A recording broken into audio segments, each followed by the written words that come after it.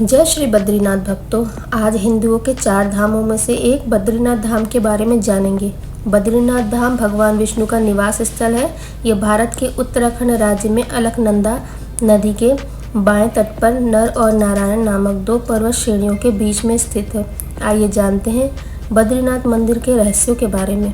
बद्रीनाथ को सृष्टि का 8वां बैकुंठ कहा जाता है, जहां भगवान विष्णु 6 माह निद्रा में रहते हैं और 6 माह जागते हैं। यहाँ बद्रीनाथ की मूर्ति शालग्राम शिला से बनी है, चतुर्भुज ध्यान मुद्रा में है। यहाँ नर नारायण विग्रह की पूजा होती है और अखंड दीप जलता है।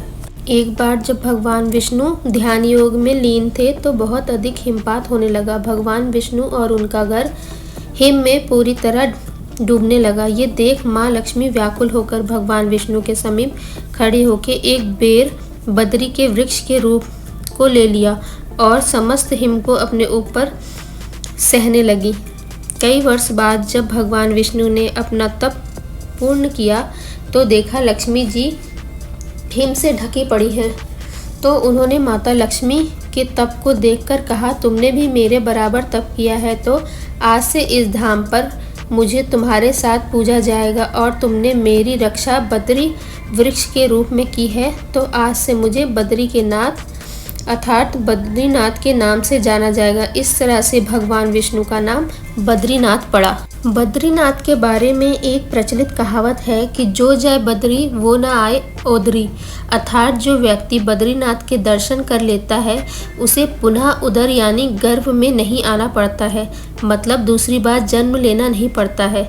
शास्त्रों के अनुसार मनुष्य को जीवन में कम से कम 2 बार बद्रीनाथ यात्रा जरूर करनी चाहिए।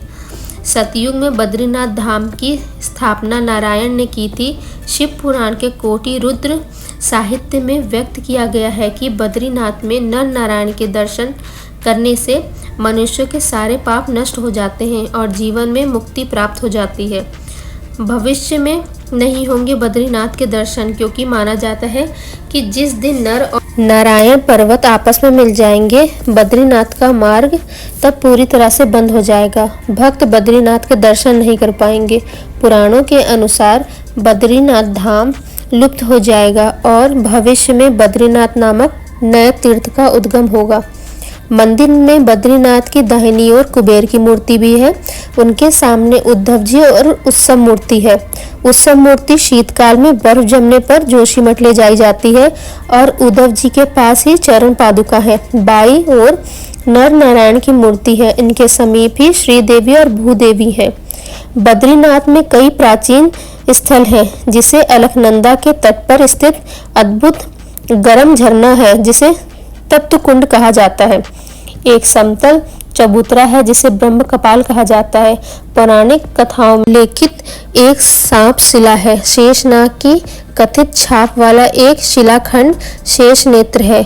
भगवान विष्णु के पैरों के निशान है चरण पादुका। बद्रीनाथ से नजर आने वाला बर्फ से ढका ऊंचा शिखर नीलकंठ जो गढ़वाल क्यून के नाम से भी जाना जाता है। बद्रीनाथ धाम पर बनी ये वीडियो आपको पसंद आई होगी। बाबा बद्रीनाथ की कृपा आप सभी भक्तों पर बनी रहे। धन्यवाद।